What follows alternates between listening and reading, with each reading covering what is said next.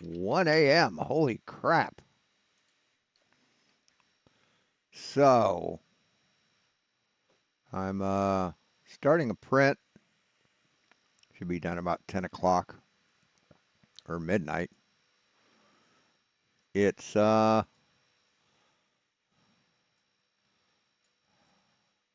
circular sock knitting machine is what it's going to be. This is the cylinder that holds all the needles, and it's stationary, and then there's a shuttle that goes around it and has uh, cams that raise the needles up and pull them down to do the knitting. It's a really ingenious design. It's like design is like over 100 years old, and good ones are made out of cast iron and steel and aluminum. But I don't have those things. I have a 3D printer and found the files to print one myself. This has 54 needles, I believe, so it should get a pretty small gauge. And yeah. So hey George, hey Citizen 9. So you've got I'm going to be watching MC Toon later in about 2 hours. He goes, yeah, he goes live in an hour and 55 minutes. So this is about 2 hours and 7 minutes long. So we'll keep ourselves entertained till then. Today, we're going to be talking about flat Earth. Now, when confronted with actual pictures of Earth. Oh yeah, this is Flatzoid versus Grayson. Um, so yeah. From space, flat earthers say that NASA and other space agencies are a government conspiracy. When you point out how the Russians never contested the moon landing, despite it being in their geopolitical interest to do so, they say the Russians were in on the conspiracy as well. And Huh. so are the Chinese and the North Koreans. And it's all one giant world government conspiracy to suppress the truth of the flat Earth. When you provide actual measurements that the Earth curves, like measurements of spherical excess, which prove it beyond a shadow of a reasonable doubt, they claim that science and surveyors are also in on the conspiracy as well. There's only a select Well, see, there you go. Reasonable doubt. Flat earthers are not reasonable. They're completely irrational. number of elite conspirators pulling the strings and manipulating information at the top. And all these witless surveyors and scientists and NASA employees just buy into the big lie and are swindled by these small group of deceivers. And they just can't seem to figure it all out for themselves, despite being extremely credentialed. So today, I wanted to focus on just the evidence that they cannot possibly claim is a conspiracy, that they cannot just explain away, because there are millions of witnesses, and every single person watching can verify and test all this for themselves. So, my first line of evidence here is one of my favorites, sunsets. So, we've all seen a sunset, hopefully. Sunsets are impossible on a flat earth. I've had numerous flat earthers tell me how they think a sunset happens on a flat earth, and all of it runs contrary to reality. They talk about the sun shrinking as it gets farther away, and it's how it's really just perspective. But again, perspective, things get smaller and smaller and smaller and closer and closer and closer to the horizon, but they don't get obstructed from the bottom up in a very clear and stark fashion, which happens for the sunset. Here you can see a little time lapse series of photos where the sun has the exact same angular size as it gets closer and closer to the horizon. It's not getting smaller and farther away. And then right there at the bottom, you can see that it is partially obstructed from the bottom up in a very clear and crisp line. So nothing about angular resolutions or bleeding into the horizon and meshing together, nothing optical. Well, see, it's just the angular resolution of the bottom part that gets smaller. See, that's the thing. If you can't see it, that part of it, it gets too small to see. Not the whole thing, just that part. Hey, West Side. Because again, it's a clean and clear and crisp line. And for anyone that doubts it, I really encourage you, go look at a sunset yourself. Don't look at it with your eyes. Look at it with little eclipse glasses. These are like $3 or $4. I got these at a gas station. They're super easy, super cheap. You can do I got a pair. this yourself. Watch it with these glasses or a solar. Never been able to use them for what they were intended for. I've lived in California for 15 years. Yeah, about 15 years now. And I've yet to see an eclipse or the sun on the equinox. filter on a camera, not an ND filter. ND filters are not the same as solar filters. I see flat earthers trying to push that lie all the time. Use an actual solar filter or a pair of glasses like this, and you will see for yourself that the sun is the same angular size the whole time and is obstructed bottom up. That is flatly impossible on a flat earth. If my debate opponent tonight, Flatzoid, disagrees with that, I look forward to hearing his explanation for how sunsets are possible on a flat earth. They only are happening on a globe earth model. This shows pretty definitively for anyone and everyone who's ever seen a sunset that the earth is a globe. Next, this is just a very short and fun one. Here is a picture of the moon from the northern hemisphere, and here's one from the southern hemisphere. As you can see, they are reverse images of each other. I would really like an explanation for that. I've never even heard a flat earther try to attempt to explain this one, so I don't know how they think that this happens. What'd be really messed up is if it was mirrored. But I'd be curious to just hear what the explanation is. I mean, it's the same night, it's the same moon. In the northern hemisphere, you see it one way. In the southern hemisphere, you see it upside down. How does that happen on a flat earth? It makes total sense on a globe earth, because one person's looking this way, one person's looking this way. At the same moon, you're seeing it from different angles. I mean, it makes total sense on a globe earth, makes no sense on a flat earth. So here's the meat and potatoes for this presentation here. Here's a map of the flat earth. I don't know if I buy that. Because on a flat earth, the moon would go around the equator approximately. So they would see it upside down from us, even on a flat earth. So I don't buy that. I don't buy that as an argument. Earth. This evidence works on whatever kind of map you use. I know that some flat earthers don't like this map. They prefer another map. Use whatever flat earth map you like the best. You're going to get the same Real Cygnus. results. So let's look at a flight, right? Let's look at a flight since my debate opponent tonight, Flatzoid, is from South Africa. Let's look at one from Johannesburg to Sao Paulo, Brazil. Now, this flight I looked up myself. Jetstreams. You can look at it yourself. Look at the price. Kind of pricey, but you can get this flight. And here you can see that the flight times going one way is 9 hours and going back the other way is 10 hours. So 9 to 10 hours thereabouts for this flight. Now let's compare it to Johannesburg to Newark, near New York City. This is another non-stop flight.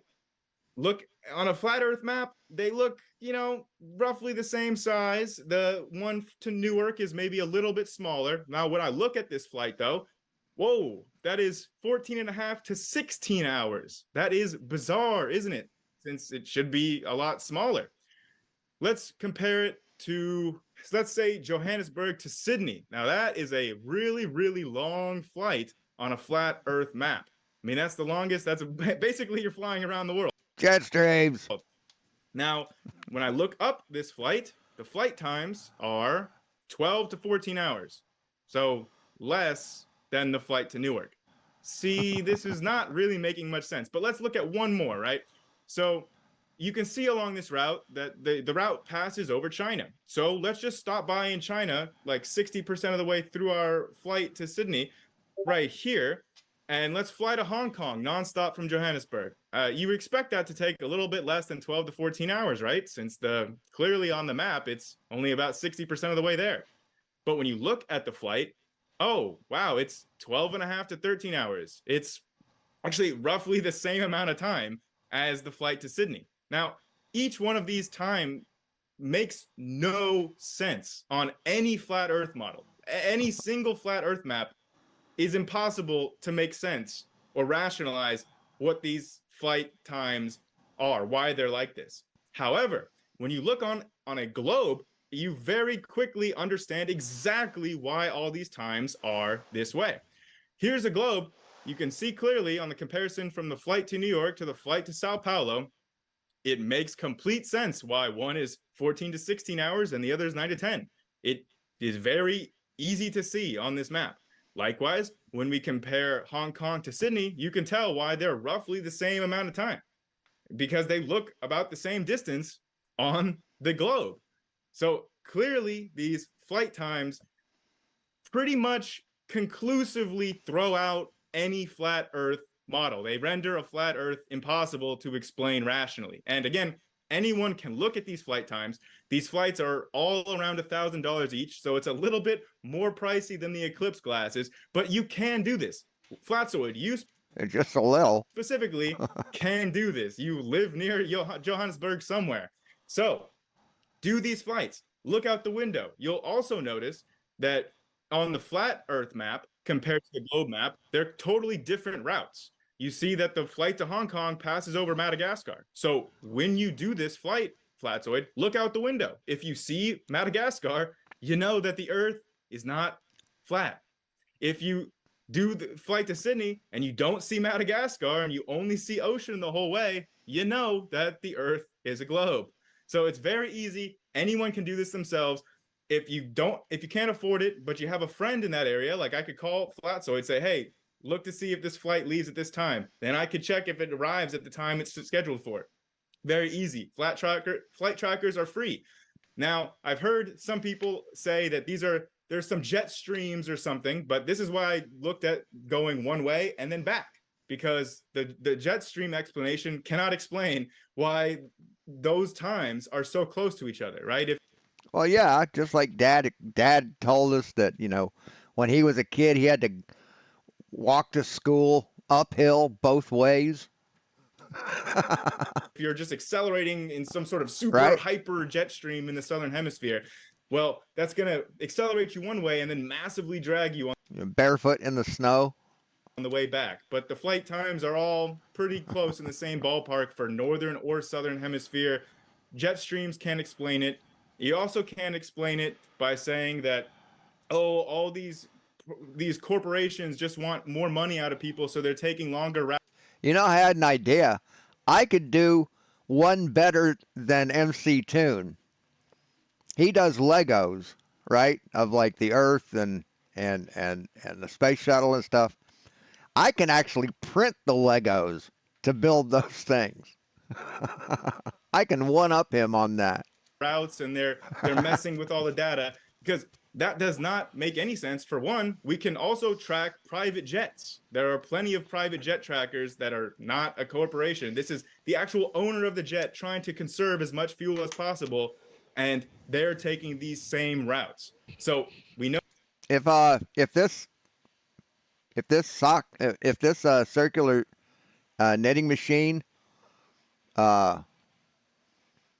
works good, I can knit like wool hats and sell them on an Etsy page. it's not just the corporations price gouging. I mean, professionally machine knit hats. And it also makes no sense for them to do so because, again, they could charge the same price. If I want to fly from Johannesburg to Hong Kong, I'm going to pay that rate no matter what route they 4 take. feet of snow. I'm paying for it. This was 1 month ago. To get to my location. So it makes sense for them to use the shortest possible route to conserve fuel so that they can make the biggest profit possible. It is literally within their profit motive, not to just mess with all of these routes, okay? So how do flat earthers explain this? Here's a popular flat earther here. I know Flatzoid, you have differences with him, so I'm not trying to say that you're going to do the same thing he is, but you can clearly see that this is just a straight up lie. That's how he's explaining this. In his little graphic there, you can see he's illustrated this flight from Dallas to Beijing, and he's saying, look how far away it goes from Calgary, and yet the flight once from Dallas to Yeah, this is what I'm building. And I mean, right here, this is the results you get. Like this hat that you're seeing in the lower left. So, yeah. But this is one in action.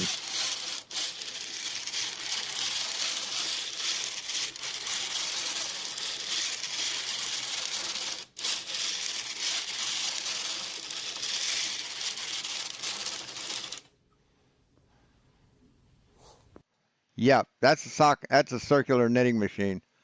And the design I have is the files that I um, have a ribber attachment, so you can do ribbed knitting.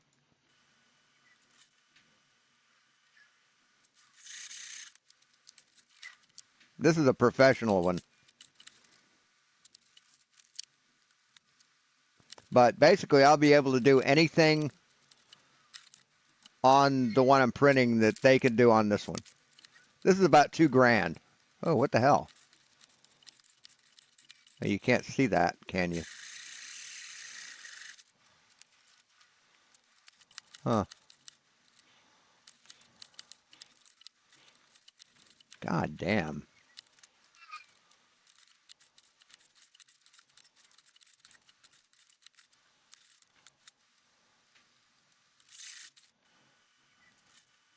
I mean, they really are outstanding. They really are. Anyway. Beijing made an emergency landing in Calgary, and he's drawn on a flat Earth map. But when we look, yeah, it's like 100-year-old tech, like 150 years old tech. Look at the real map of the Great Circle route between Dallas and Beijing, we see it clearly lines up. What'd you say, Ryan? Holy crap. Okay, well, that flat earther was just totally lying. What about the ice wall? You can actually book a flight. This one leaves from November 19th from Melbourne, and you can go to Antarctica. Here's a picture of a guy that did it. Here's the route that they take. It goes along the edge, leaves from Australia. Here is a way more expensive route. The last one was about $2,000. This is $98,000, but you can do it. They take 250 people to the South Pole every single year. The company is called White Desert. You can do it yourself. Here's the route. Here's where you go. This is the actual South Pole. And here's a YouTube video. Everyone can go watch it. This guy did the service from White Desert. It is open to any citizen. If you have $100,000, it's a little out of my price range, but you can go there. And this South Pole proves the Earth is not flat. It's a globe. And thank you. All right. Well, if anybody was wondering what I was saying to Grayson there, we were just running a little low on time. It does not cost $100,000 to go to Antarctica. It costs that much money. They charge that much money because they've got the boat. But we can always revisit this a little bit as we. If you've got a boat, you don't need to pay us money. But since you don't got a boat and you want to go, how much money you got? We get into it. I'm not too shy on that. Sometimes we follow traditional debate rules. Other times we're a little bit more loosey-goosey. So welcome everybody in the live chat. Glad to see you're all hanging out there. Lots of friendly faces and modern day debate classics hanging out there. Just want to remind everybody, Dallas, Texas is where I'm flying out to tomorrow. Let me know in the live chat where you're hanging out. It's always nice to know where our live audience is. And those tickets for our live event are linked in the description right now. So if you haven't had a chance to check it out, now is the last chance to go and check out both links in the description for our live event. So if you're going to be in the area and you can make it and you want to see these amazing speakers in person, check that out. If you can't be there, you still want to support the channel. That's better. Super chats are a great way. We got super chats at the end, but we also have our crowdfund linked in the description. So if you check that out, there's a bunch of perks there. This is the last chance to get access to the round little round things around the perimeter are the base of tree supports. It will print little trees that branch out, that start big, and then get tapered down and branch out to support parts that need supporting. It's pretty cool. Joining as well. I really appreciate you coming on. We had a great debate previously. Tree supports are my favorite. I love trees. Tonight we're going to be discussing globe versus. I actually have a model. It's like a table, just like a build plate size table, flat sheet with 4 legs, and it's nothing but support. It's nothing but tree supports. It's hilarious. You can see the trees here. Yeah, these are the trees. So all the green parts are the circles that it's printing. But I can do a whole like field of these things, which I want to do someday. You guys are for coming. So I'm going to try and keep it down to earth for my opening, as we are discussing the shape of the earth. So, and just FYI, yeah, He's going to bring it. He's going to keep it down to earth by talking horse shit. flat is not a shape. Okay. Anyway, so I'll open with the horizon Yeah, flat is a shape. because I want to base this whole There are different grades of flatness, levels of flatness, and each level has a different shape. argument on why did the globers start in the first place to think it was a globe. Hey, Lisa. Good to have you here. So they would say the horizon. We looked out on the ship. We looked at ships going over the horizon. So therefore, it has to be bottom up. So it has to be a spherical Earth. Right. Just like a camel or a caravan goes over a sand dune or a hill. It disappears the same way.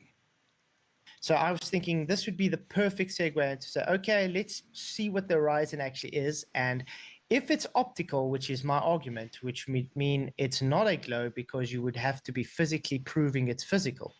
We've measured it. And nobody measures the earth by looking and judging the distance to the horizon. Nobody does that. We look at the horizon for celestial navigation and like the Alberuni method, but we don't measure the distance to it.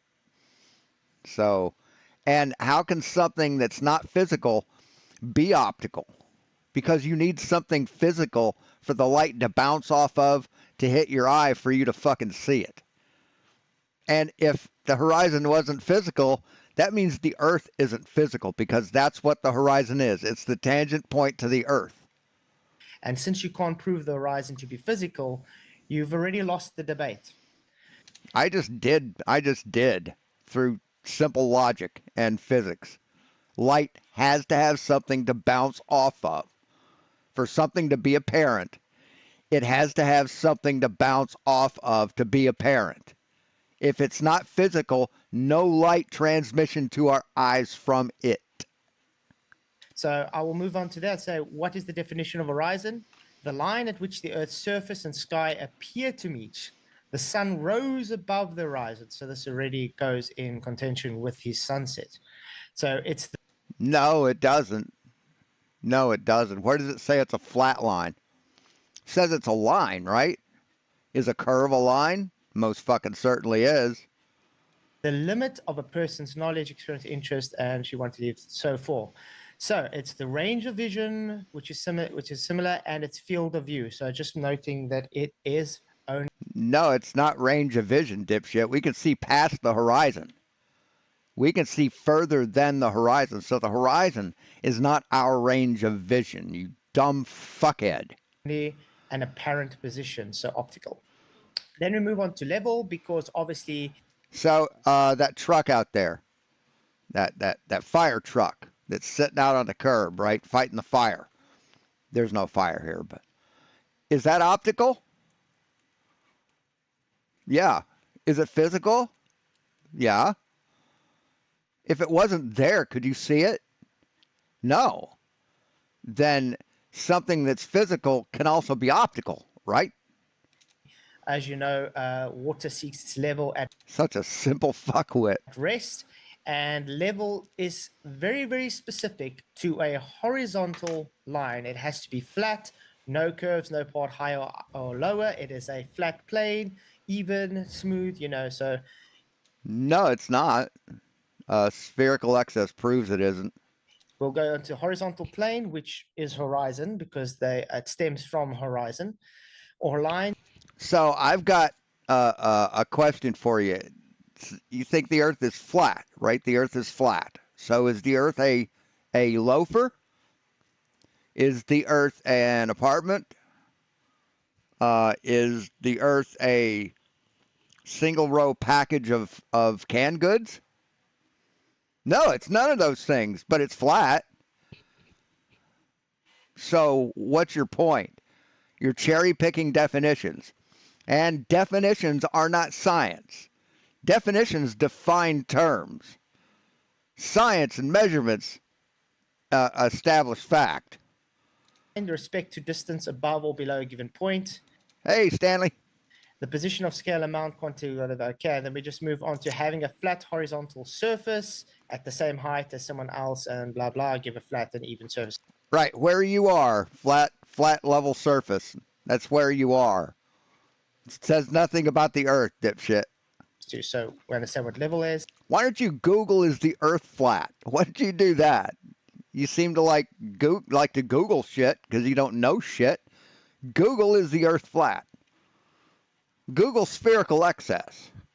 See, they like Google when it works in their favor, but they don't like it when it proves them wrong, right? The first one I want to go to is the River Nile, which is 6,000.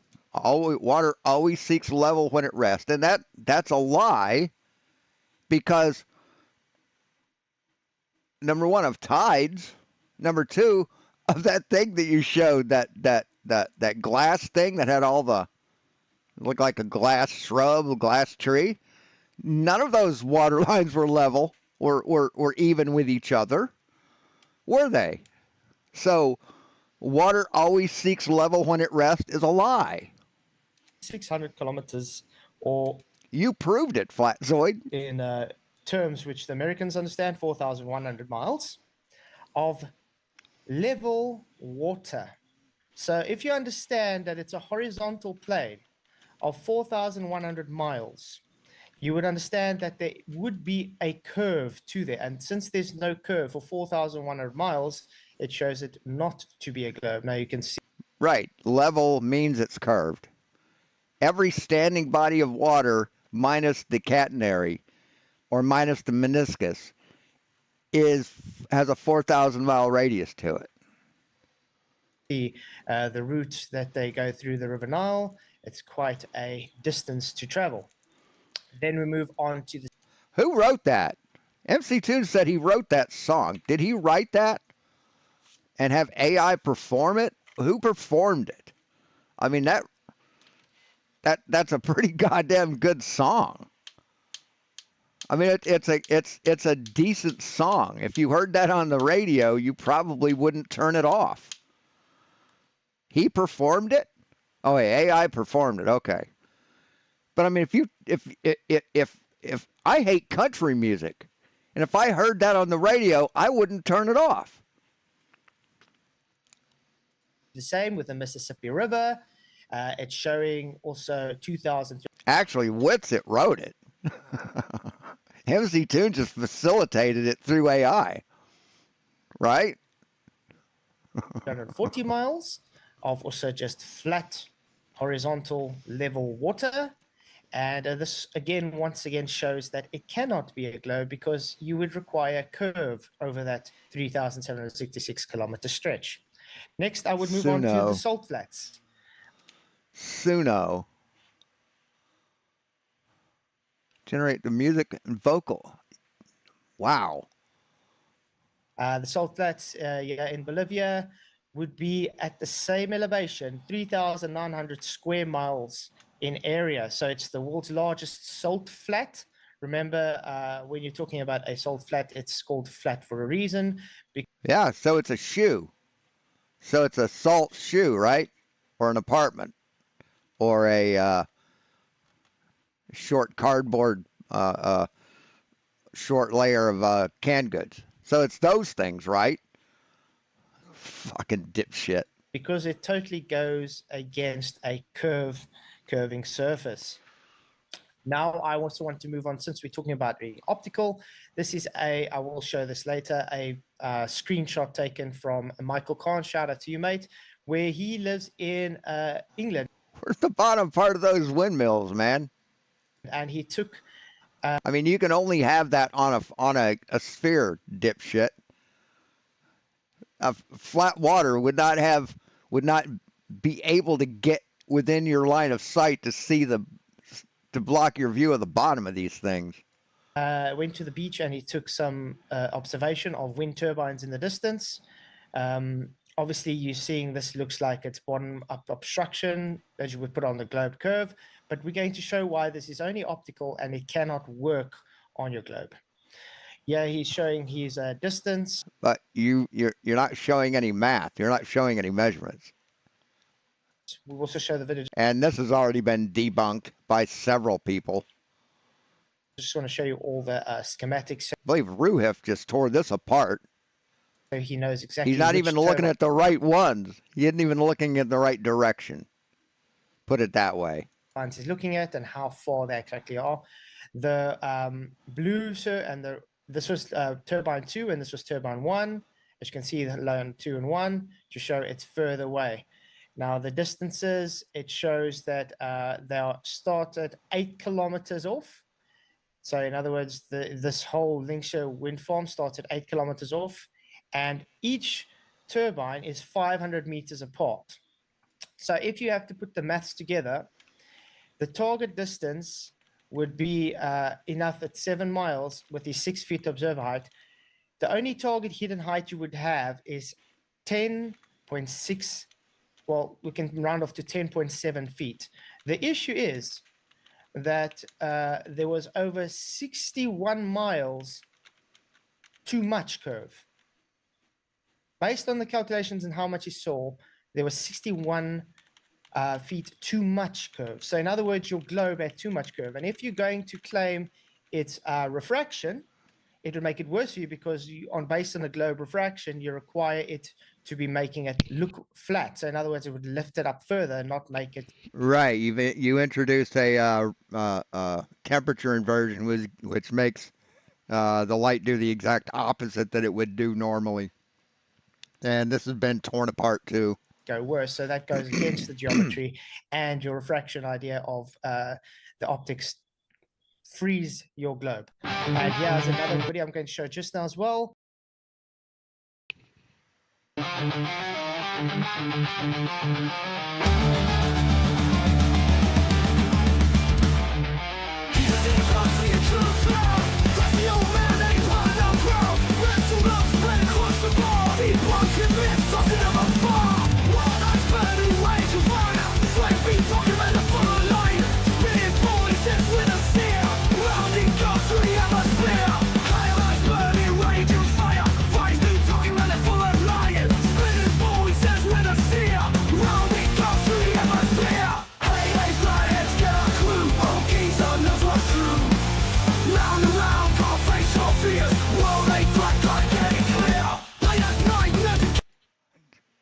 AI just wrote that. Light refraction at home. This is just a screenshot on the floor again, showing when they open the door, the refraction doesn't bring something over the curve, it causes the optical obstruction. See, as it's going, and there we go, gone, just cause of refraction on the flat surface. Then we're also going to get into some focal length talk. This is from the latest from Sean Hawkins, trying to debunk my focal length argument. Yep, and here he lied again. See, this is a month. This is like months after this whole argument, right? But he's still lying about it. He's still saying that I manipulated in one direction. Yeah, I lined it up, as you can see, to the stop sign and tried to get it as close as possible, even though you can't get it a perfectness, because even he had to manipulate it for the width just to get it to work. You can literally see based on focal. No, I didn't. You lying sack of shit. Focal length, the smallest focal length on the left, the wider focal length on the right. They do not align. The one with the right focal length shows it to have compression and parallax, and therefore gives a foreshortening effect, which shows once again, whenever we look out in the distance, we can explain things using focal length as a perspective thing. And that's my statement. I can give up the rest of my time. All right, we'll end the screen share there, and we're going to kick it over into an open discussion. Before we do that, everybody, I just want to remind you once again, both of our speakers are linked in the description, and they will be linked in our podcast description as well. So if you like what you're hearing, you can find both our speakers there. I also want to let you guys know we have been sponsored, if you don't see that little sponsor down in the corner there, by Manifold. So it's a place where you can go and you can actually make what you would call basic, I guess, bets on the debates that we're actually going to have coming up and other things that are happening in online spheres and places. So, you know, right now there's what one is up for debate? Let's see here. I'm just going to check out the Manifold right here. You know what? While I check that out, I'm going to pull that up for the end of this discussion. But you guys can check that out in the live. Oh, we're doing another screen share, are we? And I was just teeing it up. But, oh, it's all good. We're right into it. So yeah, let's go into open discussion, everybody. And thanks for being here, everyone. Sorry, to kick things off, Flatzy, can I just show you 3 images? Okay, cool. Well, here is a definition of level from Merriam-Webster's dictionary, conforming to the curvature of the liquid parts of the Earth's surface. So as long as you're showing definitions of level, here's a definition of level that's used in surveying that literally is conforming to the curvature of Earth's surface. So did you want to comment on that? Or should I move on? Okay. I can challenge you to bring up any definition on the internet that shows curvature of the liquid parts of the Earth's surface. And then I want to let you know, this is not surveying definition. Right there, adjective, having no part higher than another, conforming to the curvature of liquid parts of Earth's surface. How about a definition? Earth. Planet. Definition. Earth is the 3rd planet from the Sun and the 5th largest planet in our solar system. It's a terrestrial planet, meaning it has a solid rocky surface made up of metals and rocks. Earth also is an ocean planet with water covering more than 70% of its surface. It has a dynamic atmosphere that's mostly made up of nitrogen and oxygen and contains the right mixture of gases to support life. Earth's atmosphere also protects the planet from radiation and heat from the sun with its ozone layer. So, it shows a picture.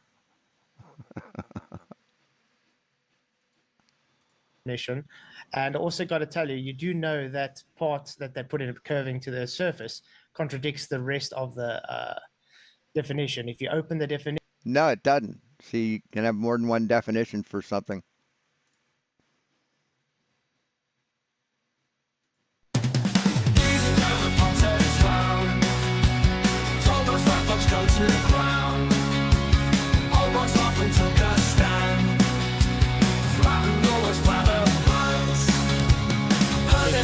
Literally has it in the adjective. A horizontal. Hilarious. Okay, so you are aware how definitions work, right? Where words can have multiple definitions and some of those can be contradictory to each other. This is not just the word level. There are tons of words that have multiple definitions to the word, and 2 of them mean like total opposite things. Would you open quick? Would you be kind enough to? Wait, yeah, what? Would you open the? No, it's fine. You can leave it. Would you open the level definition quickly? This is just a Merriam-Webster. screenshot. This is just a screenshot. Okay, then it's fine. I can move to the next image. I just had 3 images I wanted to show you. This is the. Why is he asking him to open it? He knows what it says. Hey, RT96. Hey, Diver Dan. Hey, Glover Mom. He knows what it says. He's been shown this hundreds of times. Why does he say, well, go ahead and open it. Let's see what it says. What a clown. Seriously. Okay, for now. And then I'm just gonna, once you've done that, I'm also gonna just get the Merriam-Webster then. Okay. I want to show you something. But again, I just want to show, like, words have multiple definitions. So it only gets worse from there. I do want to show something real quick. I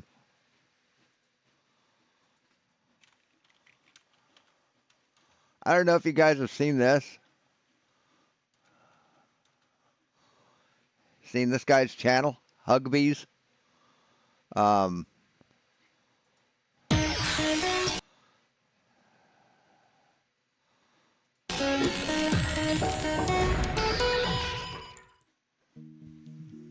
This company makes chocolate in various forms, and then sells it to companies which manufacture it for retail sale.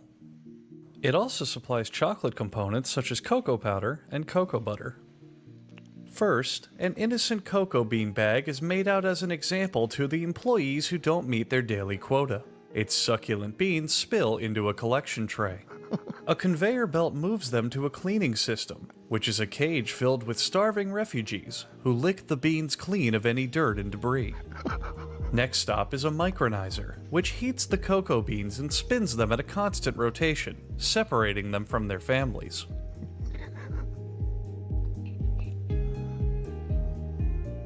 Then they enter a shell-removing machine called a winnower. Inside, the beans are read various bedtime stories, which trick them into thinking it's nighttime, causing them to remove their shells. Then, a vacuum is applied to the beans, resulting in the two most popular forms of chocolate: hard chocolate and not so hard chocolate. Here you can see the employees' dedication to work through their bathroom breaks. This solution is later added to the final product for flavor. An employee then activates a grinding machine, wherein the constant heat and pressure create a chocolate soup mixture, referred to in the industry as chocolate soup mixture. The factory extracts some of the cocoa butter from the mixture and immediately pours it in the sewer in a bid of environmental conservation.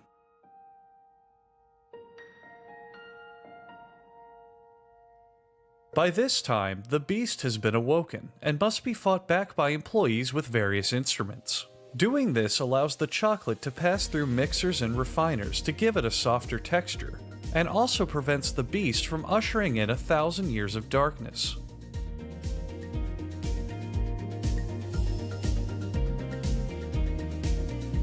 Now, the chocolate is in a very delicate state, to which even the smallest disturbance can ruin the batch. The employees are very careful to— What are you doing, Peter? At this stage, potting soil is ground into the chocolate for about 6 years, allowing the chocolate to return to a liquid state.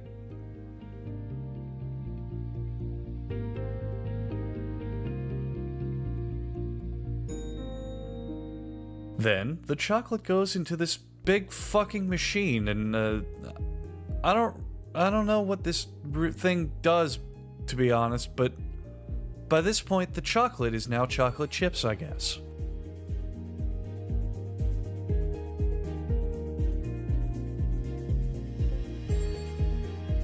The chocolate chips are then jostled ever so slightly to prevent them from falling asleep, creating their rich and stressed out flavor. The chocolate chips are cooled until about 50 o'clock. The chocolate chips are then given a brief experience of typical Californian traffic. Finally, the chocolate chips are again jostled, this time just to piss them off.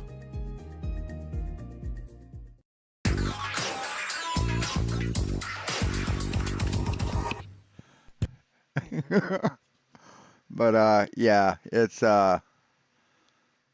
skateboards, hot dogs, popcorn, tequila. There we go.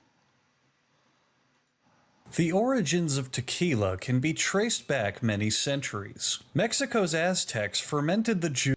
It's like you don't know how much of what he's saying is true or not.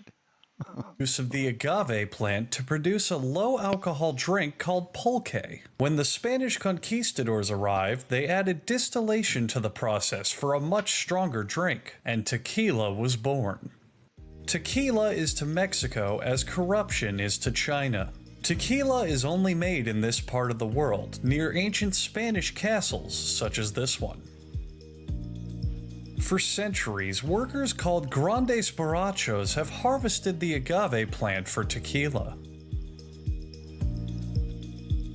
Even today, it's harvested entirely by hand because Mexico has yet to enter the industrial age.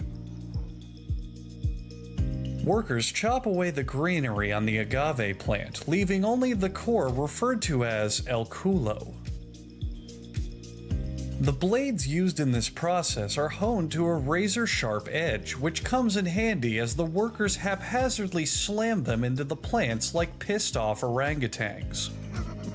Agave is a very reflective plant and serves a dual purpose in telescope making.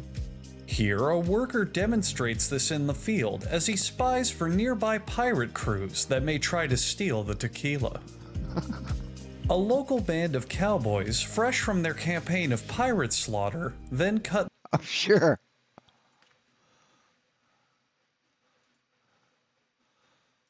Here we go. Where is it? There we go.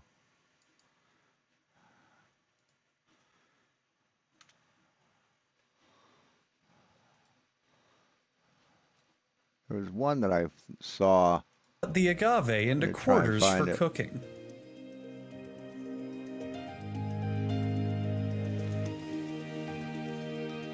The chopped agave is transferred to a brick oven where it's cooked for 79 hours, and half of the batch is then sold off to Bridgestone as off-road tires.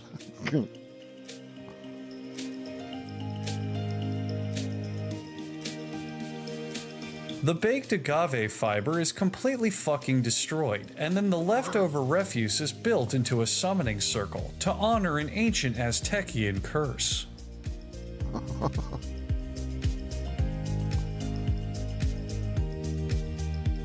In this circle, a giant stone wheel called Tu Madre Gorda crushes the agave refuse to extract its nectar. To Madre Gorda?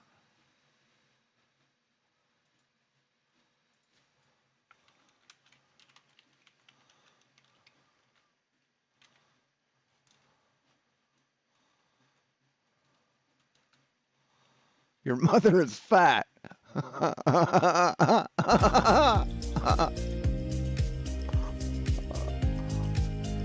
would tell you what this area is culo. for, but I don't speak Spanish. Area is for, but I don't speak Spanish. Area defermentation. I mean, this whole script is in Spanish. I've just been making this up as I go along. Oh, God, what the hell is happening? Why is he smelling that?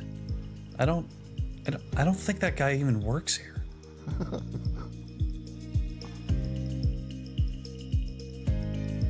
Okay, come on, now you're just teasing me. Okay, I'm gonna take a wild guess and assume that this room is for distillation, so the alcohol is boiled off so the vapor can be condensed into a more potent liquid. God, I hope that's right. An employee slips some government-mandated anthrax into the batch.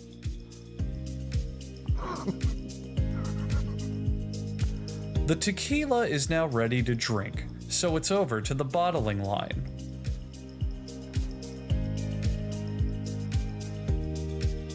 For a drink with a bit more complexity, the tequila is aged in oak casks and then inspected by a 1970s time traveler.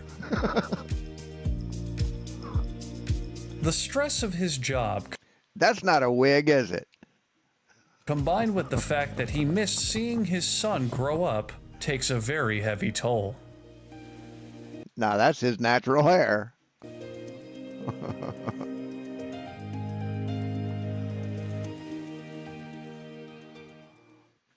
Hens don't have to mate to lay eggs. As long So this is one I saw. The soft Last drink night. was It's pretty born at the funny. drugstore soda fountain, where pharmacists would serve up various flavors of carbonated water, initially considering it a medicinal drink. These sodas became so popular that customers wanted to be able to buy them in bottles to take home. That demand spawned the soft drink industry. Every year, almost 195 billion liters of soft drinks are sold in America. That's about 30 liters for every person on Earth.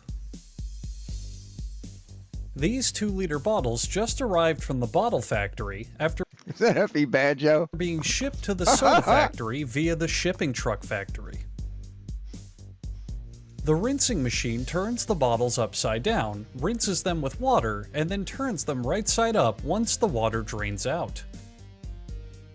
That's why this machine is called the rinsing machine, and not the filling machine. Yes. It's not the filling machine. Meanwhile, in the mixing room, water alchemists prepare whatever soft drink they'll be bottling in this production run. Each recipe begins with a violet hose spray of filtered water, compounded by a shower of unfiltered water to help cut costs for the factory. Liquid black is added to the water. No one is entirely sure what liquid black is or where it comes from, but it consistently makes the tastiest sodas known to man. Liquid More black. water is added to the liquid black as needed. Water and liquid black are the only two ingredients in soda. The amount of water used to dilute the liquid black will end up determining the soda's color, flavor, and fizziness. Then, and only then, do the bottles travel to the filling machine to be filled with soda. Remember, the earlier machine was not the filling machine. That was the rinsing machine. The filling machine, seen here, fills the bottles with soda. The rinsing machine only rinses out the bottles beforehand. It does not fill them with soda. Please do not confuse the two.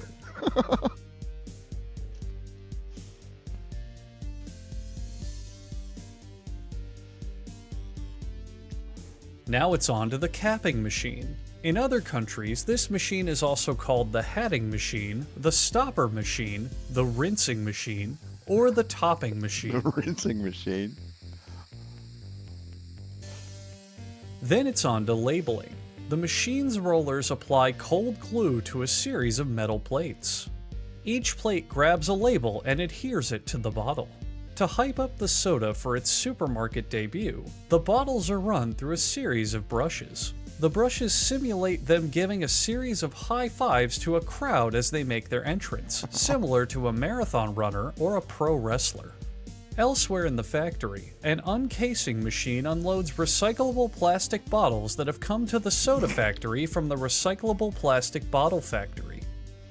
They travel a conveyor belt to patiently wait in line to be moved to the bottle washing machine.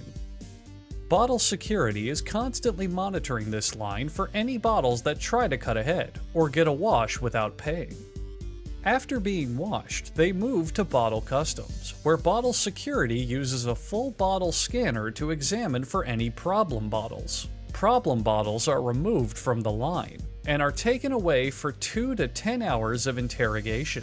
Now the bottles move to the same filling machine from earlier, which has been modified to fill the smaller bottles with orange soda. And is not the rinsing machine. I want to reiterate, that machine earlier in the video was not the filling machine. It was the rinsing machine. This is the filling machine. Please stop sending emails to fillingmachine or rinsingmachine@gmail.com asking whether a machine you saw is a filling machine or a rinsing machine. Thank you. Meanwhile, at a local middle school science fair, Dustin Stoker is trying to show everyone his amazing soda syrup experiment, which he claims is an incredible study of chemical reactions and compounds, but everyone knows is just a fancier version of the baking soda volcano. I'll be right back. Fuck you, Dustin. No one's buying it. The capping machine makes a return as it puts a metal cap on each bottle. And finally, the mass production of Kiri soda is ready, just in time for everyone to ask, what the hell is Kiri soda? Look guys, it's not our fault that Coke and Pepsi are giant cowards who don't want anyone to know their production secrets. But hey, Kiri soda is bottled in Uganda, where they don't even remotely give a shit. So the next time you're looking for a tasty soft drink in the middle of Africa, consider Kiri Cola, the only soda company with the balls to show you how it's made. Silk fabric originated in China at least 5,000 years ago and became a coveted luxury. Silk thread is produced by silkworms when they make their cocoons. Sericulture, or commercially breeding silkworms for silk, I never saw a groove tube. Never didn't appeal to me at the time, and so Production is practiced in several Asian countries. From I think you could only see that on cable or something, and we didn't have our family didn't have cable. home goods to blue elephant pillows to clothing and ties, there are few textiles as luxurious or prized throughout the ages as silk. It's hard to believe that goods can be made entirely from worms. The female silkworm lays up to 400 eggs in one shot and then promptly dies. The egg then hatches into a larva and feeds on fresh leaves continuously because it's never heard of the common phrase, "never eat your house or you'll be homeless." As the larva enters its pupa stage, it excretes silk from glands located in its anus. The worm wraps this substance around itself, creating a fuzzy sphere, like a tennis ball. But this sphere is not meant for eating, just like a tennis ball. Normally, the continuous silk thread is severed by the pupa as it... Normally, the continuous silk thread is severed by the pupa as it metamorphosizes into a butterfly.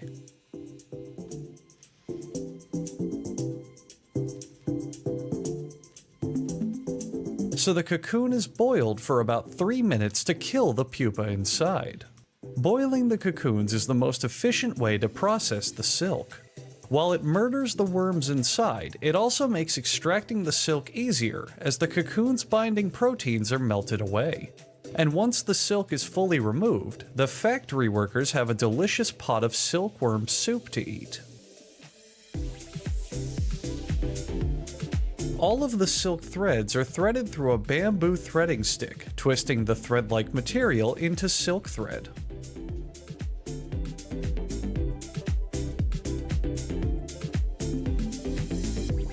The thread is wound onto a seasoning wheel and is unraveled by the oracle. The oracle is the one person in the entire world dedicated to unraveling silk threads because in ancient times, it was believed this process could help see the future. The silk is passed through the sands of an ancient mummy to help strengthen its visions of the future.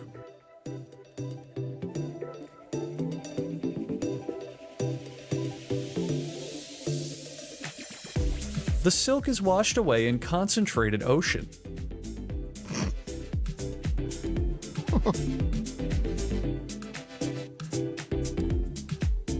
And then re-rinsed again in soapy water as a metaphor for the evolution of sea life.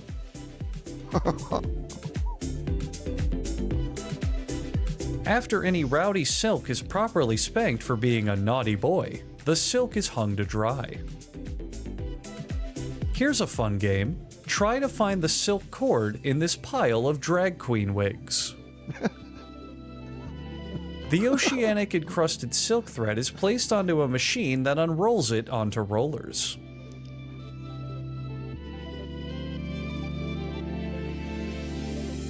More prestigious factories may opt to use square rollers instead of round rollers, since the factory doesn't cut corners. Ah! To craft silk fabric, silk threads are wound around a mechanism and fed vertically into a loom.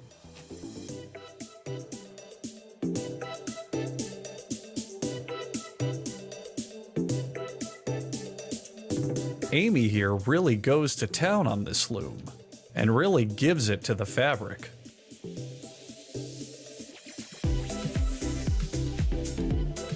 She gives it to the fabric real good.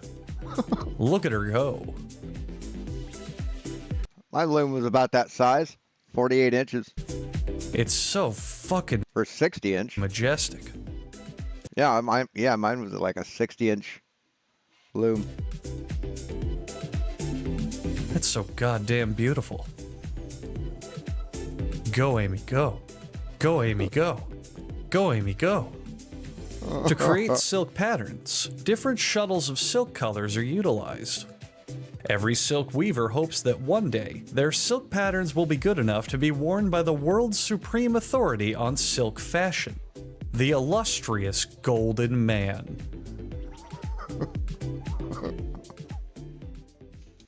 Anyway, that's that. Right? You have to use them in their proper context. And if you want, we can, like, there are literally surveying textbooks that use this definition of the word level in them, in the textbooks. I don't have them on hand, but I can provide those to you after. Anyways, this is nothing mysterious. Words have multiple definitions. This happens all the time. Yeah, that was a pretty hideous outfit. Sometimes those definitions are contradictory, and you have to use them in their proper context. If I But that blue, holy shit, that blue is fucking awesome. was just describing something as level on my desk, that's not the same thing as level on the Earth's curvature. Those are different contexts. That's how all words work. It's not unique. Anyways, next picture. But I just gotta say, based on that topic you just brought up, in the Merriam-Webster definition you brought up, it specifically talks about Earth's surface. So it's in context of Earth's surface. Right. Yes, that the adjective. Yes, that's in context with the Earth's surface. The other stuff isn't. And if Yeah. you open it, can I share my screen for 2 seconds to show you what I'm talking about before we move on Okay. to your laser, if you don't mind? I'll pass it back over. I feel like there'll be a little bit of this going on. So does the intensity of the volume of sound have anything to do with the Earth's surface? Because you'll find that definition in there somewhere. Level being like volume level. So you say that so by your reasoning, it would have to have something to do with the Earth's surface because that's the context, right? Not everything is in that context, dipshit. Fellas, so don't mind us in the live Okay, chat. you can see this. This is that exact same definition. This is what it says there. Level, flat, plane, even, smooth, meaning having a surface without bends, curves, or irregularities. Level applies to horizontal surface that lies on the line parallel with the horizon. Remember, horizon is a flat horizontal plane. Flat applies to the surface devoid of noticeable curvature, prominences, or depressions.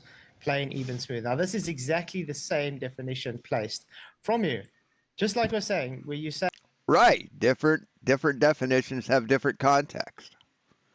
it is now contradicting in another sense. No, it's exactly. B, parallel with the plane of the horizon, horizontal. You do know this conforming to the curvature of Earth is just put in because people's belief of a globe. Now, that's why I say No, it's put in because that's true. Because it's true. I challenge you. That's the to bring up- definition, man. I don't know what to That's why tell you. That's the But that's definition. what I'm telling you. I challenge They was just put in there. Hey, Mike, over. How you doing, Mike? Good to have you here. you to bring up any Almost other missed you. dictionary, any other definition which shows it to be curving to the liquid parts of the Earth's surface. But I'm not. Anyway.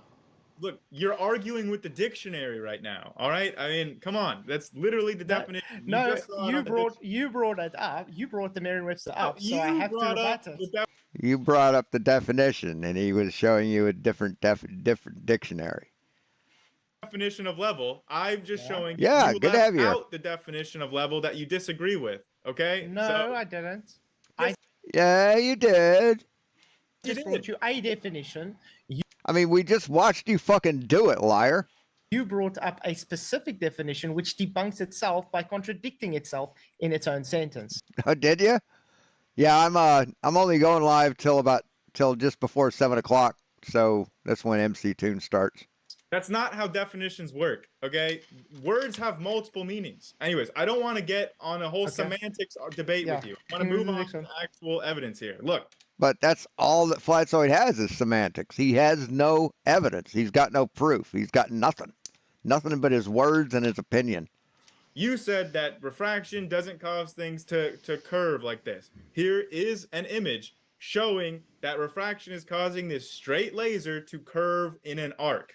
All right? The way that refraction works is that the light ray is continuously bent in the direction of the more dense medium.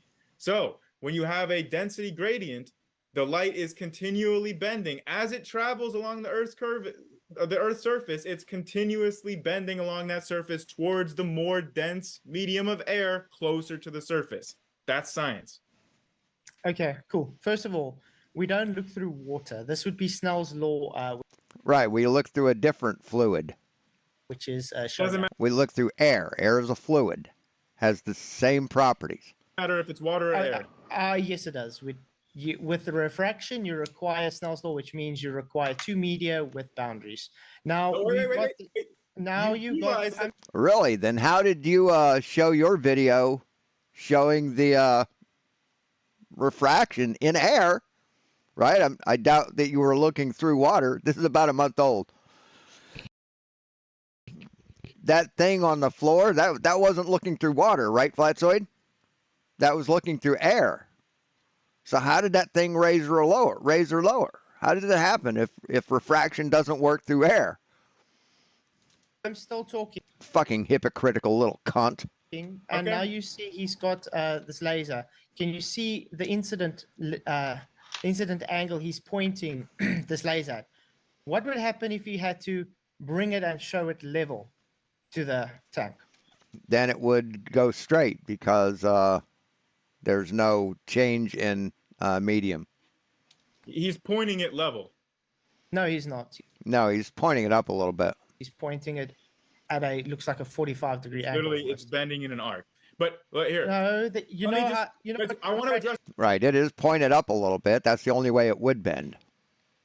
So, what you said already. I want to address what you said already about Snell's law, right? The thing that you need for Snell's law is two different coefficients of refraction. Now, in one medium, in air, if you have different densities of air, as we know happens with the pressure gradient, you're going to have different coefficients of refraction for each one of those pressure gradients. And that's why Snell's law applies in this case. It's the same medium, it's air, it's just changing in density. Thus, the coefficient of refraction is also changing and causing it to curve towards the more dense air closer to the surface. It's provable. Okay, so no, it's not provable. First of all, I'm going to tell you most fucking certainly is. Look, right there. that's not Snell's law. Snell's law requires you to have two different media. No, it doesn't. No, it requires you to have a change in medium. And the change in medium can be within the same type of medium. It just, the density of it changes. The refractive index of it changes.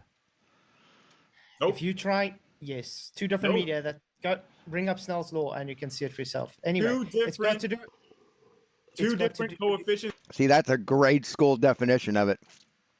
of refraction, which can Right. occur in the same air as long as you have different densities. Those count Yep.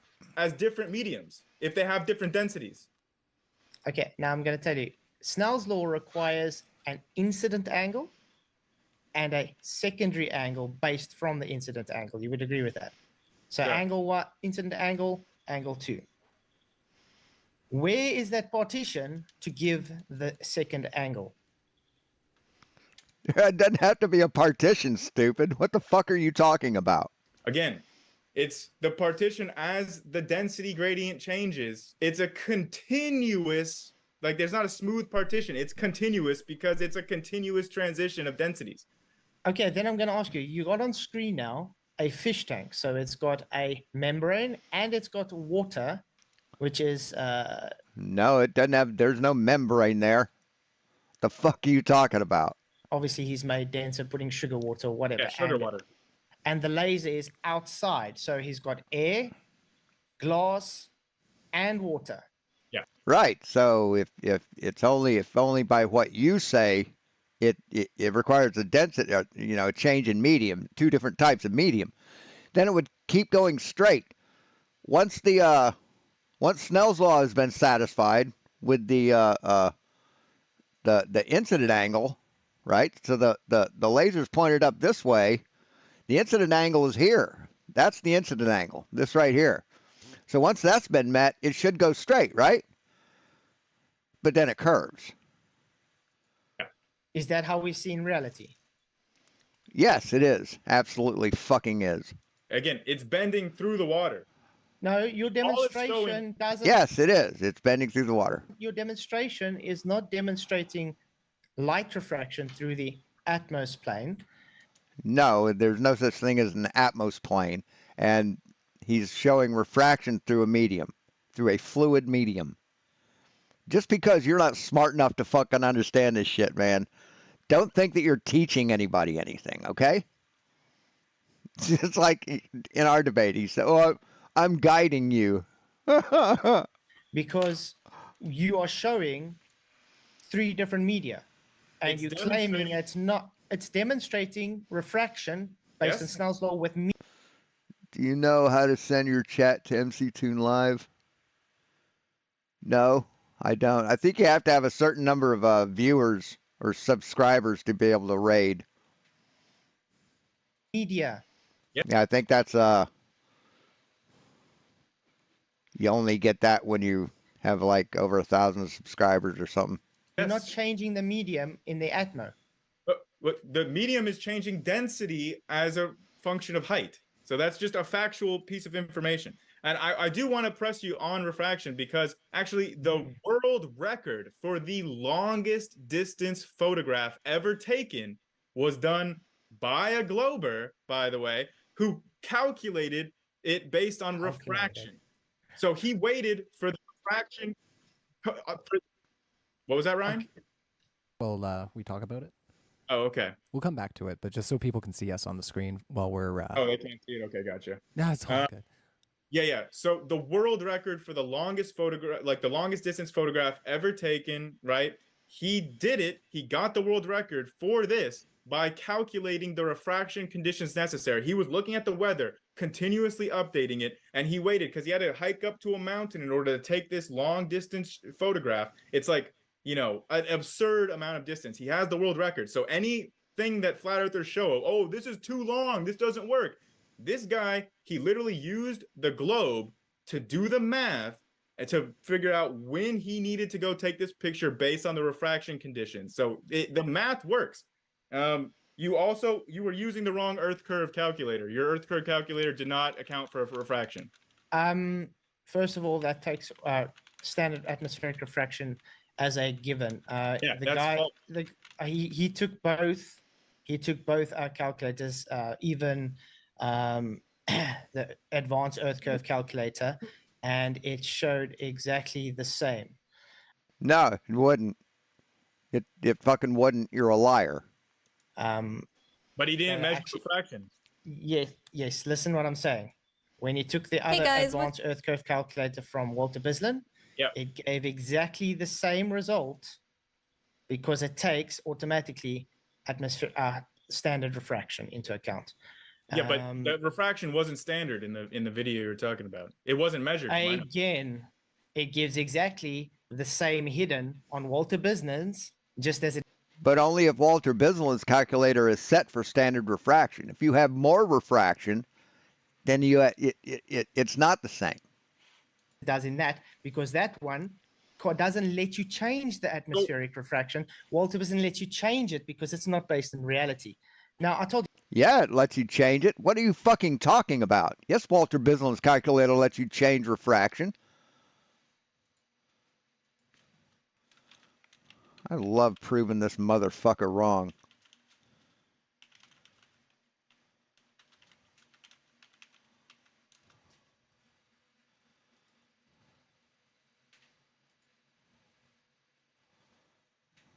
I love proving this idiot wrong. Refraction, standard. You can change the amount of refraction here.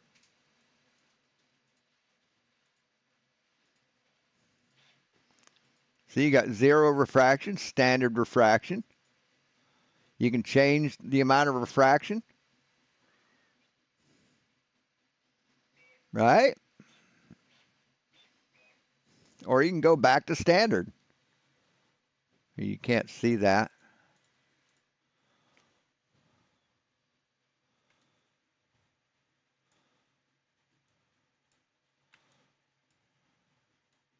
But yeah, right here, dipshit. You fucking lying. You liar. Refraction here you can't hear, mate. Just make sure that you can see it. Yeah. You can change the amount of refraction right here, dipshit. Absolutely.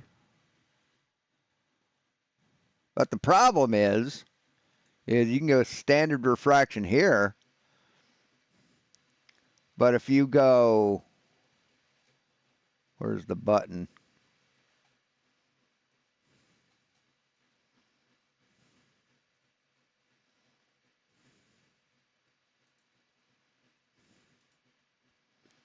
Where is it? Where do we change over? Somewhere in here you can change, you can, oh, here we go. Flat Earth.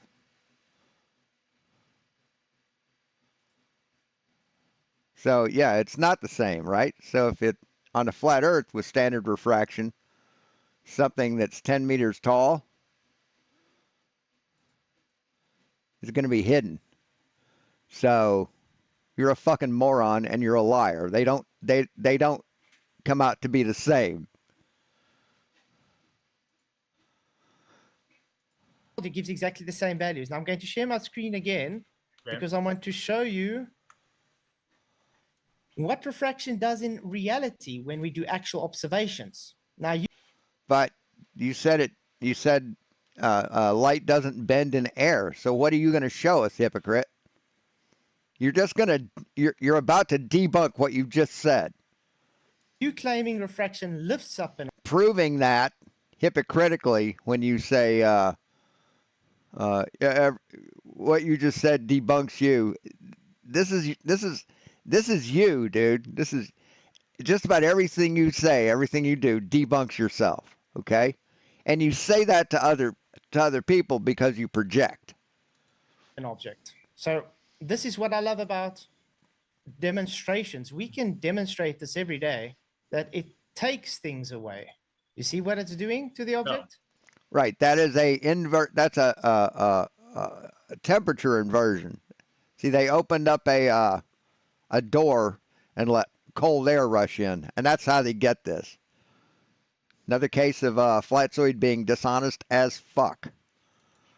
It's No, causing it to go lower, not higher. Can you I explain have no that idea based what on I'm your looking word? at. This There's image doesn't look like anything. an object, okay? There's that yellow object. They're going to open the door and it's going to cause refraction and But refraction doesn't happen in air. That's what you said, Flatzoid. You said that not 5 minutes ago, right? I mean, you can go back and find it, find where you said it.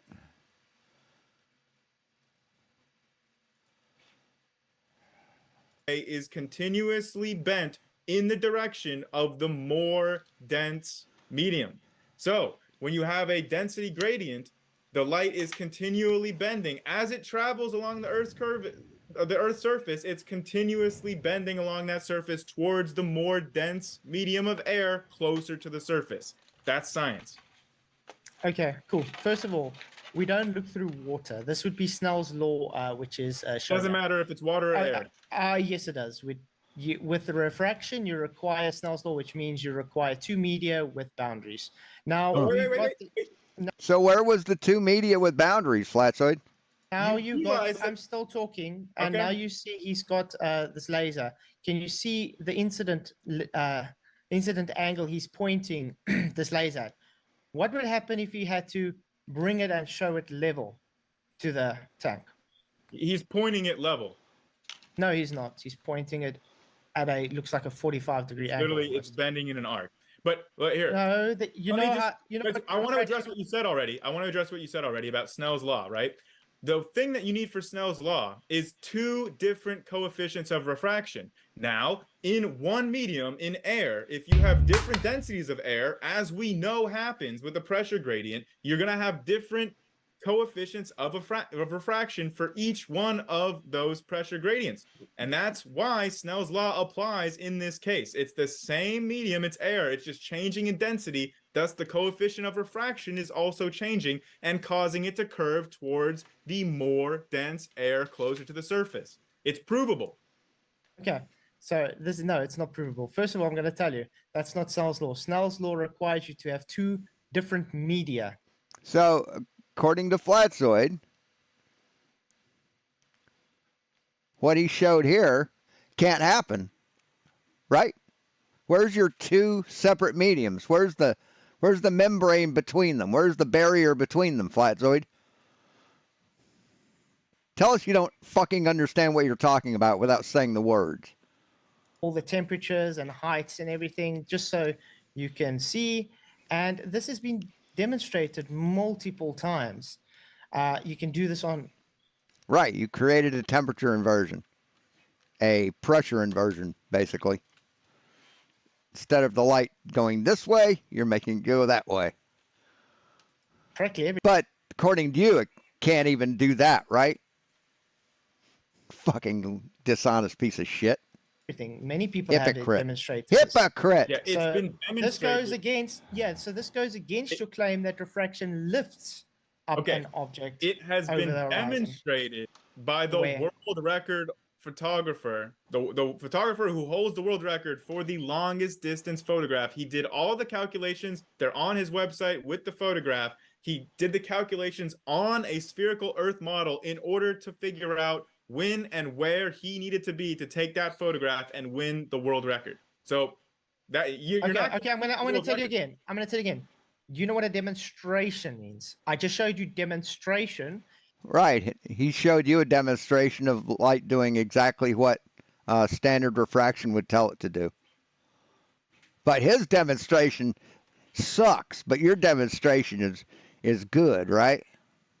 That it does not do the effects you claiming, because he took a photo which debunks the globe, and because he claimed refraction. No, he didn't. Photo didn't debunk a globe, you fucking liar. It actually made it worse for the globe because it shows it is going down, and because we can see it even Right, that light is going down around the curvature to see something that we couldn't normally see. further because of refraction, based on demonstrations that refraction wishes it go down. Therefore, you claiming that it's making it go up is not a demonstration. So I want you to show me a demonstration where it shows it going up. Every single sentence you just said was wrong, and you need to say the opposite in order to be right. Right? No, I stick by my statement.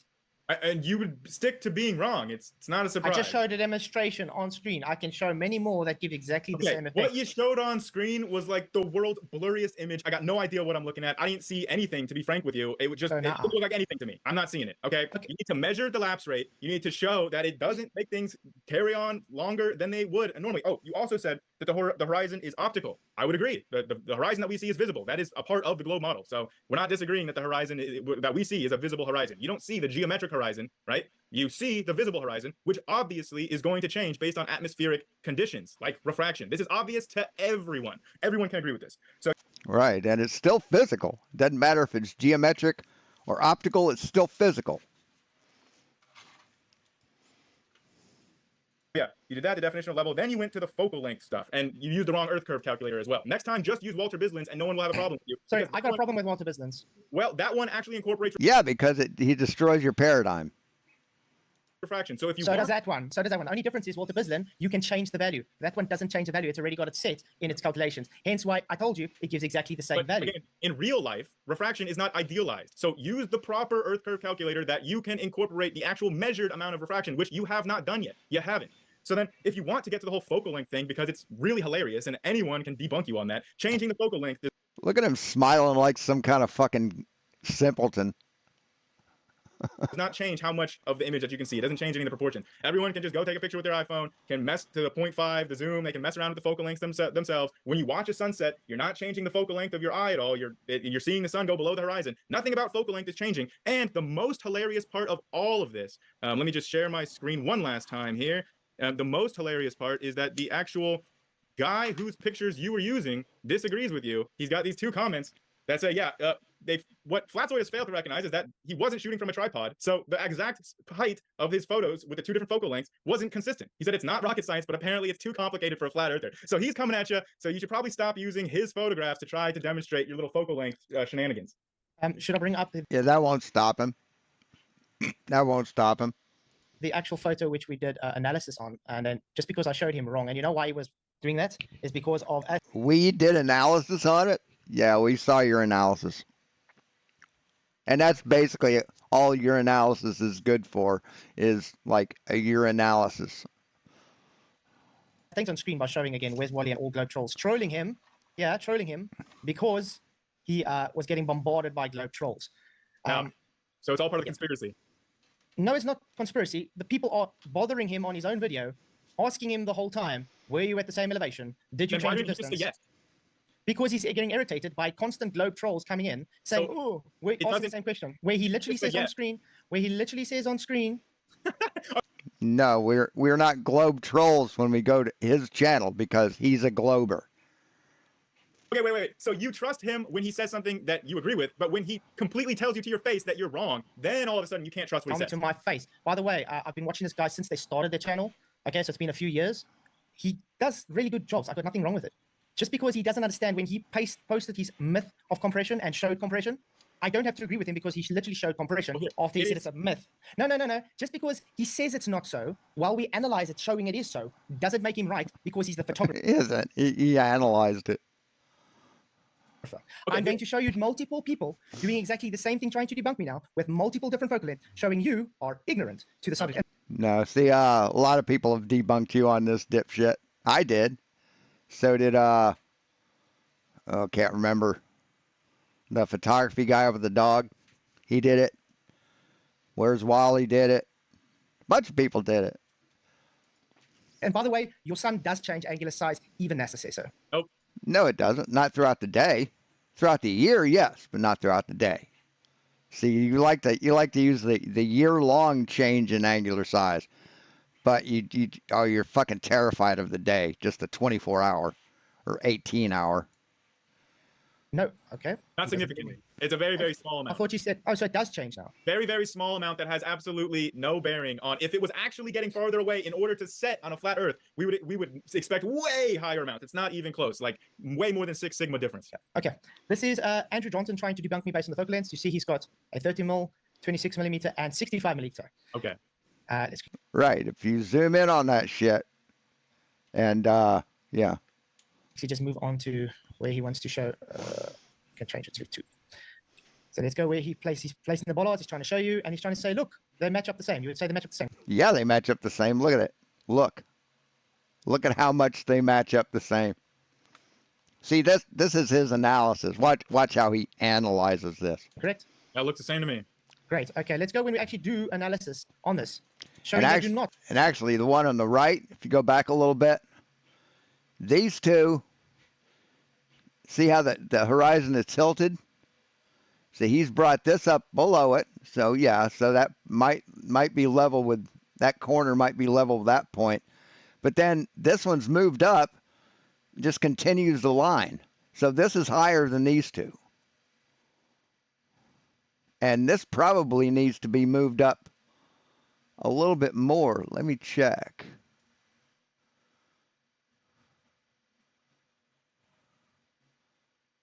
Trying to, yeah, so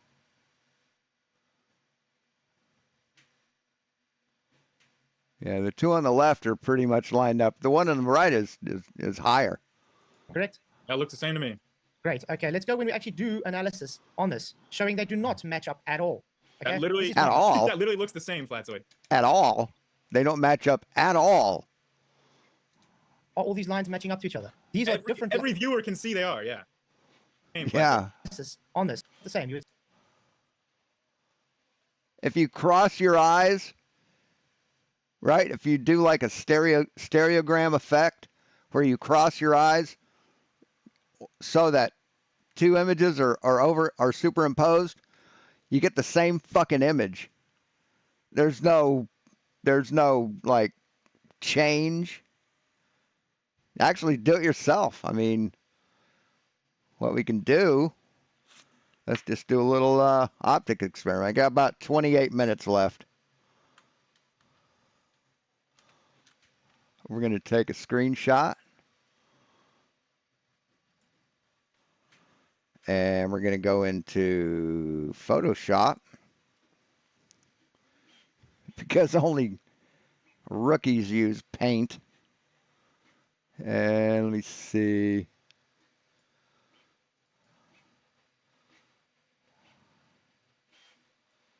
Why did you do that? What we can do is put this down here.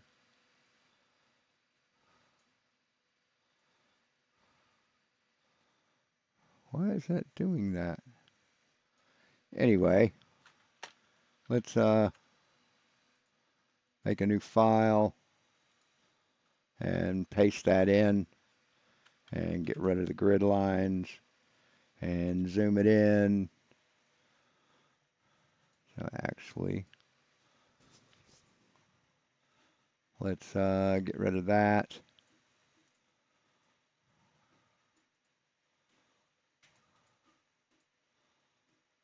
What the fuck?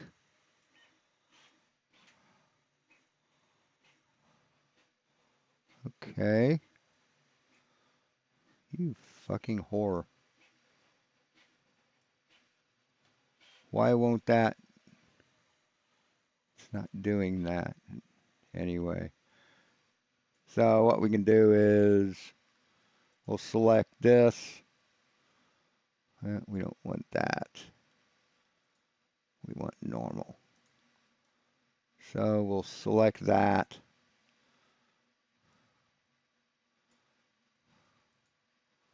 We'll create a new layer. Hold on. Why isn't anything where it's supposed to be? Fuck me.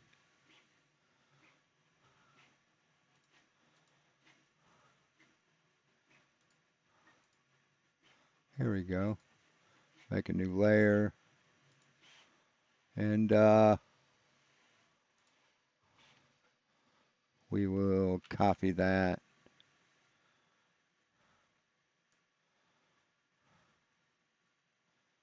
I think I've already done this too. Here, we'll copy that. We'll paste it into here. And we'll put a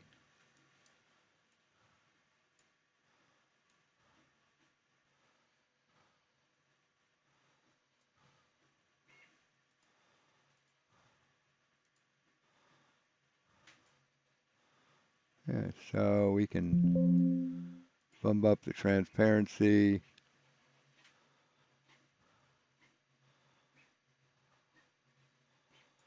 And we can take that and what in the oh. And we'll bring down the transparency here too. So when we take this and we move it here, holy fucking shit, look at that. Lines up pretty goddamn good, don't you think? Then we can move it over to here. See, it's got snapping on. How do I turn snapping off?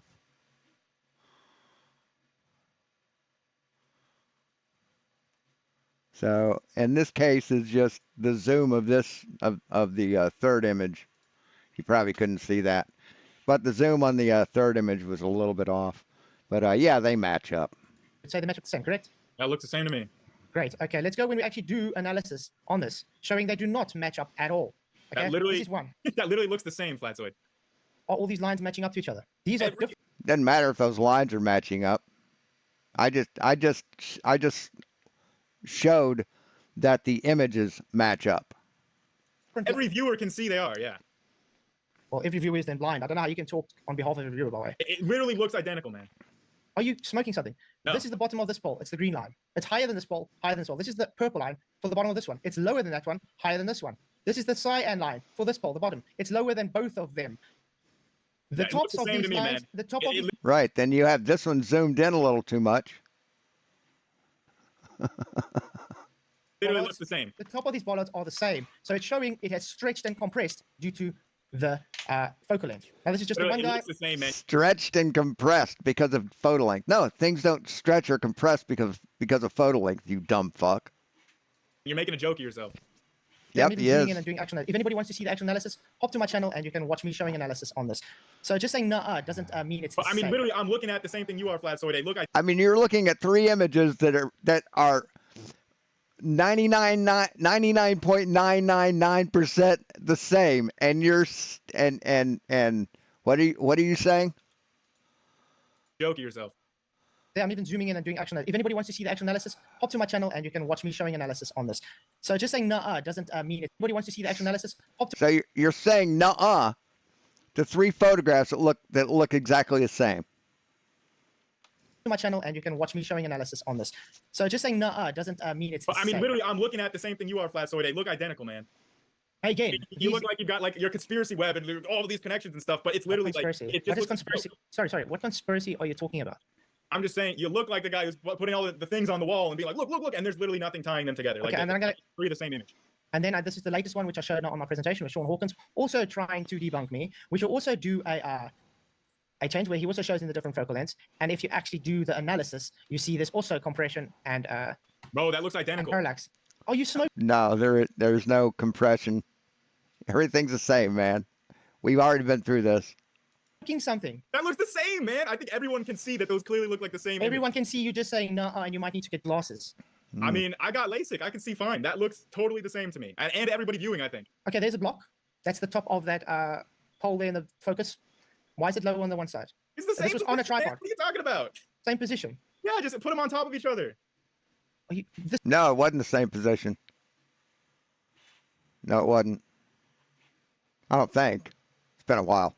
is literally the You're larger literally focal length. showing me two of the same image, man. I mean, you know, I was pretty good at those spot the difference games. I'm not spotting any difference here. So we can say you're being dishonest, and if you can't spot the difference, it's drawn on screen with actual lines to show it doesn't match up. Yeah, well, Is that stop street higher than that stop street on the left? look, like even when you look at the top of the image, you haven't aligned these two images the same. Like when you look at the proportions in each of the images, each of the proportions okay. is the same. Great. Now, They're the same image. I'm sorry, Flatzoid.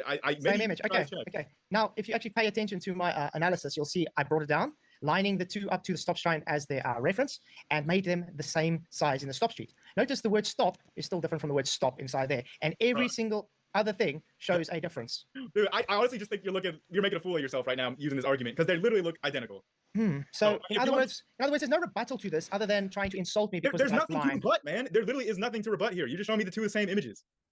Again, Why don't you one on the rebut left, my the points? one. The two images are zoomed different. He in Photoshop has zoomed them in, or I did. Just didn't take and see when I adjusted them, they looked exactly alike. When I adjusted the one on the right, they look exactly alike. So he's showing pre-fine tuning. That's what he's showing here. Through your points. We've gone through your points now. All Why you've don't done you is rebut my points? you haven't rebutted anything. Yeah. Okay. Cool. First of all, first you've done is while it's on screen showing differences. On the right, the larger focal length shows compression and it shows parallax. That's why. No, it doesn't. Does not show parallax at all, or compression. It doesn't line up perfectly. This is why you do actual analysis and show the lines. Because you say and you may be blind, it doesn't take the fact that on screen it shows it not being perfect. Hey, okay. And have you watched Sean Hawkins' video where he takes these same images from the different focal lengths and he literally puts them on top of each other and shows conclusively that there is no difference? Did you watch that? You want to go there and where I show him manipulating just the width and not the height. Oh, might now not it's No, you didn't. You showed me accidentally clicking on the handle and moving it without hitting the shift key, but then I undid that and redid it and did it correctly. But you don't care about the part where I did it correctly. You just did the part, you just care about the part where I clicked on it by mistake, but you don't care about the undoing of it and then doing it correctly. See, that's how dishonest you are, you fucking sack of shit. want to trust. conspiracy. No, It's a I show conspiracy. it on screen. He's only manipulating the width and not the height. I showed this live to many people, so you might not want to trust Sean Hawkins. Right, but then you didn't show the rest of it, did you? Did you? And you didn't show the follow-up video where I explained what happened, did you? And you didn't show the follow-up video where not only did I explain what happened, but then I do it completely in the upper bar where I can't click on something. I had everything locked. I had the aspect ratio locked to where I couldn't manipulate it dishonestly on one axis. You didn't show that, did you? No, because that would prove that you're the fucking liar, right? As your arbiter of truth, mate. I don't trust you as the arbiter of truth either. I trust I got it on screen. My eyes are showing there's no difference. This is Sean Hawkins' video, by the way. I'm not. I've done analysis on it. And like I said, if you want, anybody can go to my channel, watch the lives, where Sean Hawkins literally Sure. only changes Okay, the well, aspect of Sean Flatzoid, Hawkins with that. Okay, let's back. this is not a what- debate between you and Sean Hawkins. So why No, don't you you brought it address up. the points that I brought up during my opening? You debating what I brought up, so now I'm allowed to rebut what you are trying to argue against. I'm okay. asking you to rebut the points I brought up in my opening. We're still rebutting my things. Can I give my closing statements before Sure. we can move on? That's what I was trying to do when you really interrupted me to talk about Sean Hawkins. Okay, so yeah. You brought me up, motherfucker. Based on my arguments, the focal length does change what we see. It has been demonstrated even by Dave McKeegan, by Andrew Johnson. No, Dave McKeegan debunked you on this too. That's the person I was trying to think of. Dave McKeegan debunked you on this, as well as the guy that took the photos debunked you on this. You pathetic little turd. Jesus fucking Christ. By Sean Hawkins, and I can show many other people the same, and photography online. If you do analysis, you can see there's definitely compression and parallax. I did a stream the other night with many citations that show my point and explained it and show demonstration. What we get on the other side is no demonstration. Looking at screen saying, no, I don't see it, so therefore you don't. That video, that was a demonstration. That was my video of me taking the video with my camera outside. So yeah, that we don't ever do demonstrations. You fucking lying turd. Anyway, I'm going to leave it here.